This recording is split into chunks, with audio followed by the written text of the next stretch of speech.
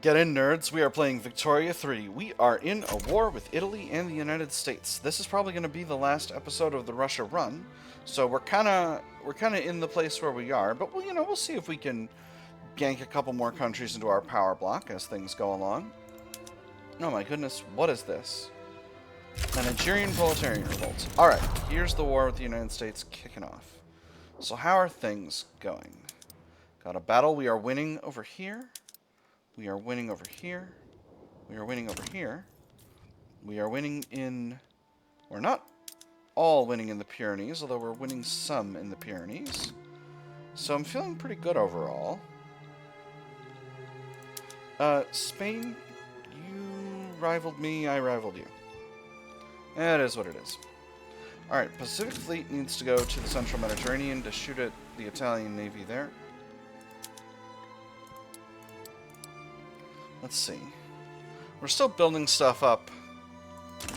It may take a few more weeks and then put the kibosh on my construction queue for the moment. Armies are looking solid. Fifth Corps is beat the heck up. I'm gonna put them on a defensive order for now because Portugal is not doing so hot. We got some occupation in Piedmont. That's good. Are continuing to win battles here in Corsica, in Sardinia, Corsica. Cool. Things are looking good. Things are looking good. We are getting a little short on convoys, though, so let's go ahead and just build up some ports. Gonna throw these in. I'm gonna move all the railways in Austria down below them, just to get those built fast. Alright, and communist Great Britain is once again... The leaders of Great Britain are once again communist. Four-woman Manila Gathorne Hardy. They're a technocratic council republic. Interesting. We don't have any fronts anywhere else, do we? Doesn't seem like it. Santo Domingo is fighting a civil war. That's unfortunate. But it is what it is. Huh. First comparison is at 0 here. We don't really seem to be gaining any occupation here in Sardinia, are we? That's a little worrisome, to be honest. Great Britain, get rivaled.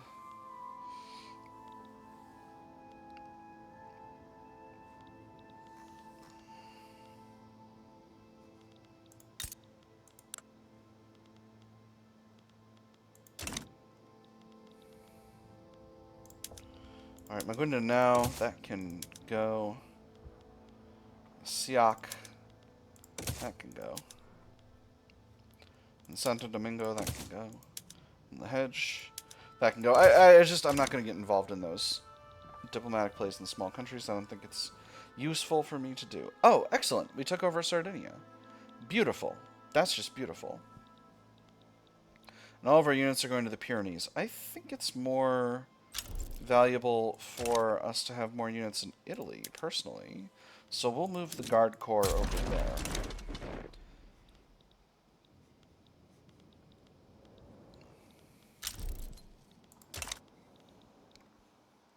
Perfect. It's not that big of a change, although the situation in Spain is pretty rough for Spain, I'll say, overall.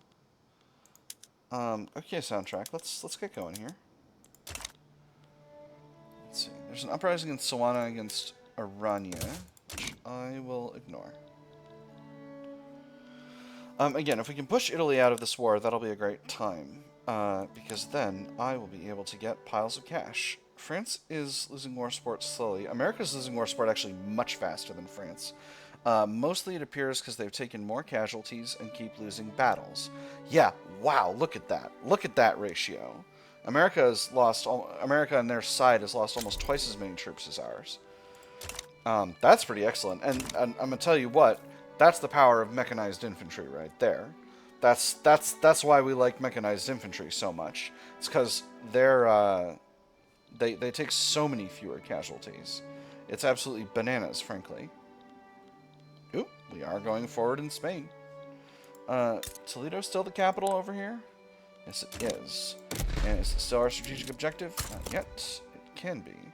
What about Italy? Italy, where's your capital? Rome, I assume. Yes. Interesting. It's called Lazio. Yeah, it's definitely Rome. I'm curious. And that's our strategic objective. Alright. Yeah, so here we go. So now America's really starting to lose war support fast. France is losing war support at a moderate speed.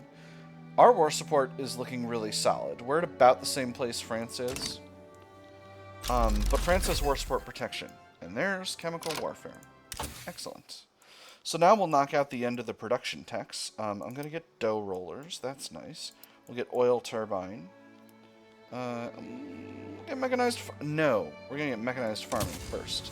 Because it's a 4, and we still have a bunch of 4s to deal with. So we'll just knock out all the 4s in order going from left to right.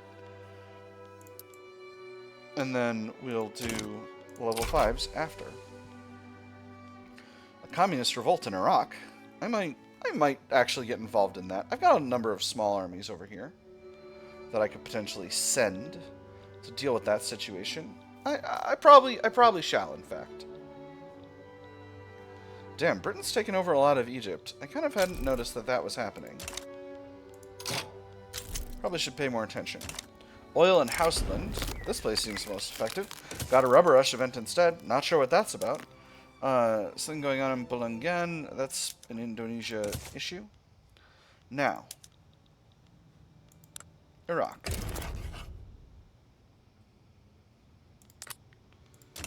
Alright, Iraq, handle your own communists. Just want more puppets. I like having puppet states. I like having puppet states a lot. How fast is Italy losing war support? Oh, they're losing war support fast. They do not have protection. France has protection, do they not? Yes, they do. America's got a bunch of places they need to take over in order to cause France to lose their war support protection. Oh my goodness. Units have bailed out. Okay, no, never mind. They were just rearranging themselves. Still, I think we might have a round of really good battles. Raising concerns.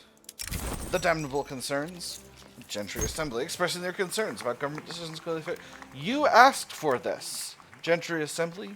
You were the ones who said we want to commercialize the agriculture. This is on you. Still, I think they need to accept that we can't always please everyone. Alternative pronunciations seems like a you problem. I'll suppress the communists in Iraq. Just because it's the role I've chosen to take on. I'm supporting traditionalism everywhere, and that includes Iraq.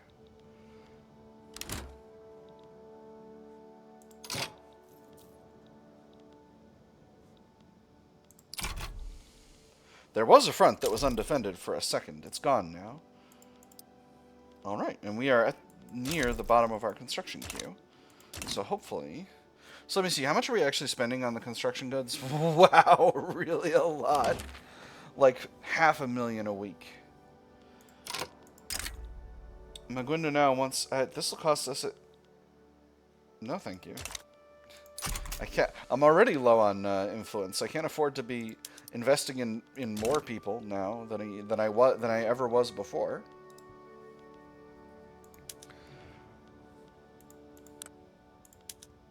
I'm not paid enough to deal with these Ankols. We're not Not getting involved. Actually, force comparison's doing a lot better on the Portuguese front. I'm going to switch these guys over to advance.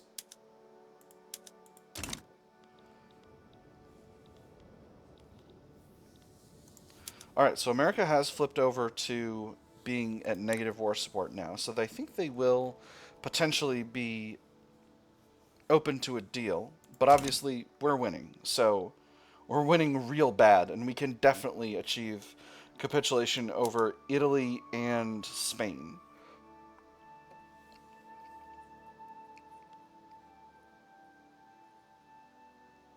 Oh, Spain does have war support protection. That's interesting. Ah, because of Al Rif. Alright, neat. We'll put the 9th Army over there. On the other hand, if we can get a hold of Toledo, it's not going to matter. So, you know. There's the war with Communist Iraq. We'll just let that go as it goes.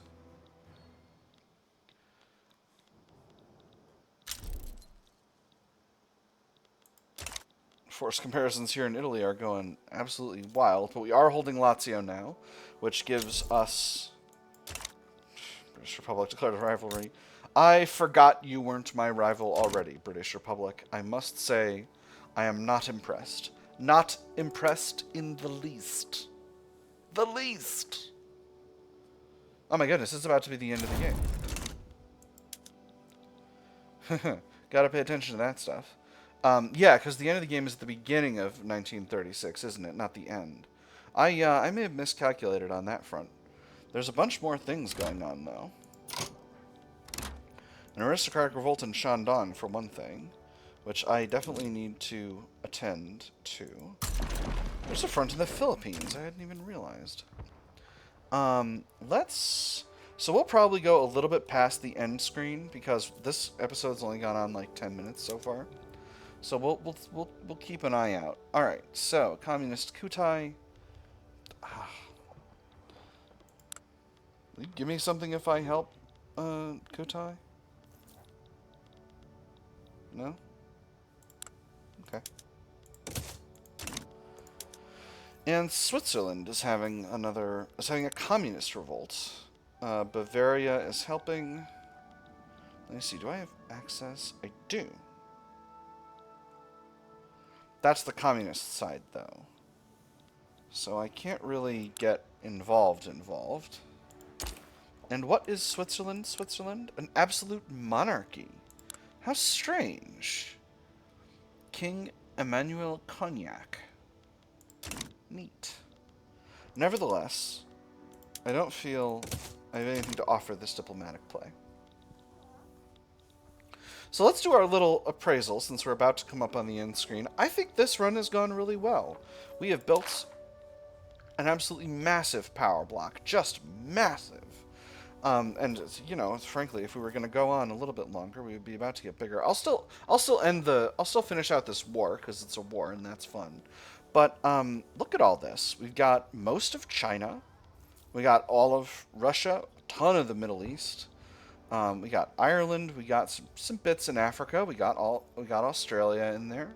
We got a lot of territory in our customs union here. I think the technique of underinvesting in society techs is like really strong for pursuing a strategy of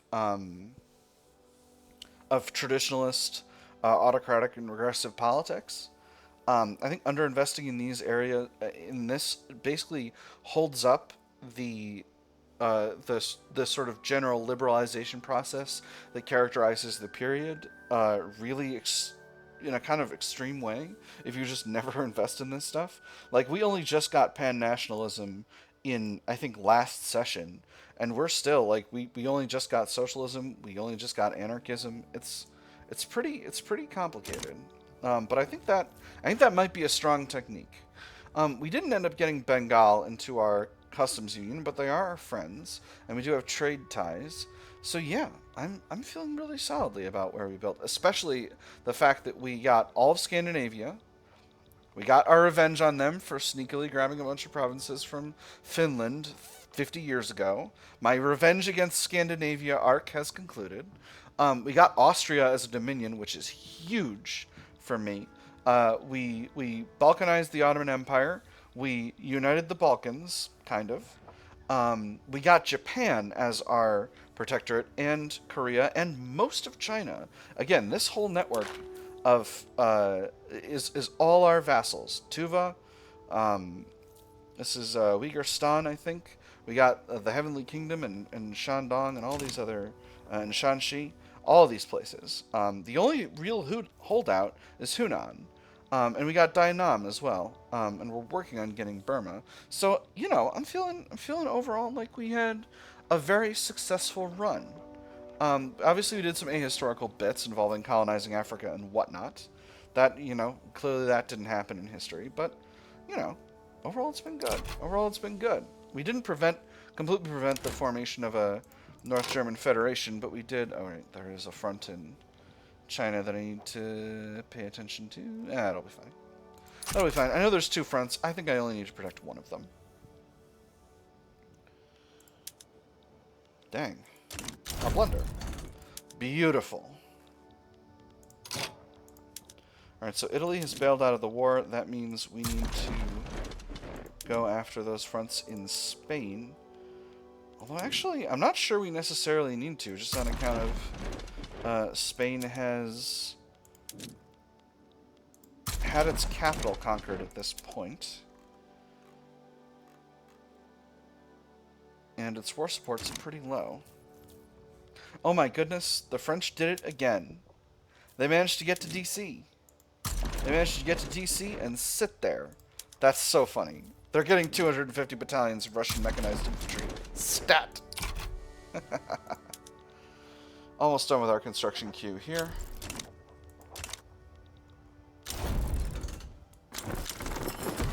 And there's Spain, and there's the war. That's the war. Well, now I can afford plenty of units in Shandong. Let's fight.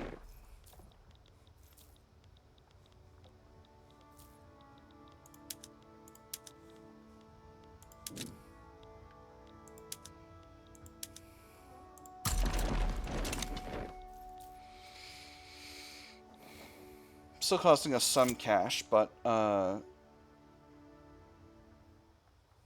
there is the end of the game. So, prestige got a little wonky over here around the end. Not sure what that's about. So we did what we set out to do. We built an extremely large GDP, 570 million, pretty solid. We got up to a ceiling of 11.4 thousand prestige. Oh, you know what this is? This is our being short of influence.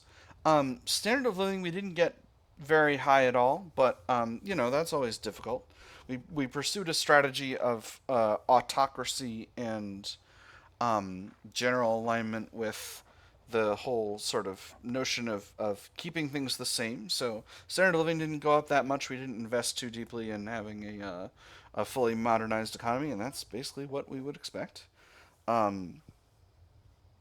Yeah, we kept things ship-shape in Bristol fashion, and this is Tsar Nikolai Romanov. He's pretty old at this point. Although I guess it's 1935, right? It's a lot longer than he ruled historically. Closing in on 20 years now. So yeah, we maintained the power of the Romanov dynasty. We only had one movement ever threaten to really start to create problems for us. And that was the movement for cultural exclusion, which I did bow to eventually, but most of the states in Europe had done so. And again, that does kind of align with the sort of aristocratic monarchic tradition, as we've talked about in previous games. I'm just going to go ahead and continue here. So yeah, I'm feeling overall pretty good. Let me make sure the soundtrack is working. There we go. If it doesn't, I may cut. If the soundtrack continues to be goof, I may simply put the episode to bed, but we'll see. The Journal of Philosophical Studies. Members of the philosophy department from the University of Moscow have signed a formal petition for for government funding of their next project, a scientific journal.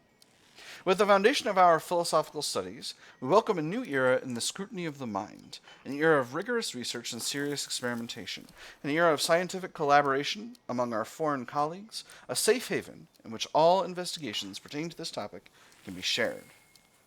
I guess extra prestige. Fund it. So I want to particularly... Oh my goodness, the government has become totally illegitimate. Oh, because we got a moderate heading up or no, because we got a reformer, because we got a corporatist in the industrialists. Yeah, ideological incompatibility. They disagree about a bunch of things: distro power, economic system, trade policy, land reform, children's rights, welfare. It's all really rough. All right, we'll swap over to church and gentry assembly. So yeah, I want to point out that we accomplished all of this by without doing home affairs, without having a secret police force, which is a thing that I used to consider basically a prerequisite for an effective autocratic traditionalist regime. We stayed at state religion the whole time. We stayed at hereditary bureaucrats the whole time. We did need to go to professional army, and obviously we reformed the economy because the gentry assembly was headed up by a market liberal for a long time. Ditto with land reform, but like we got our religious schools and charity hospitals, but like we kept land-based taxation, no matter how dysfunctional it was. Oh my goodness, everything's happening. Why do things keep happening? All right, I need to start demobilizing armies, or I'm going to have a real economic problem on my hands. I don't know. Who knows? I may continue this game.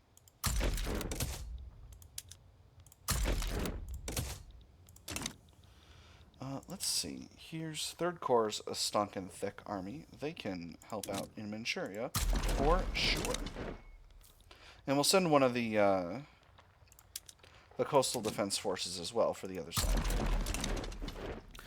So I really used to consider secret police to be basically mandatory for a traditionalist run, and land-based taxation. Land-based taxation, heck, that's a hard place to be at the end of the game. I'm just going to show you this because this is really unreasonable. If we'd gone to per capita, that's a projected increase of £760,000 per week. We go to proportional, that's 1.1 million per week. We go to graduated, that's about the same as proportional, which is by design. But like to be staying in land-based in 1936 as a major world power, running an armor-based army, or at least a partially armor-based army, absolutely incredible. So I'm feeling really good about how much we've managed to get done over here, and just how well we've generally weathered the 19th century and the social and political changes that have come with it. We also won the great game against Britain, which I am feeling pretty full of myself about, and I know that the campaign got a little bit. I don't want to say aimless, but I could have definitely gone farther, set more concrete goals after that. But no reason to be upset about that. Anyway, so yeah, I'm overall very pleased with the run. And we'll see what comes down the pipe next. By now, I think the run that's the quote-unquote next run will already have started. It hasn't started yet because I tend to do one run at a time so that I don't get confused between geopolitical situations. So that one's already begun for you, but for me it's still in the future. So who knows what will be next after that. Maybe we'll do a poll. We'll see. But if you like the run, go ahead and drop a subscription if you haven't already. I would appreciate it. Drop a like if you're enjoying the series. And as always, I've had fun. I hope you've had fun. And I'll see you on the other side.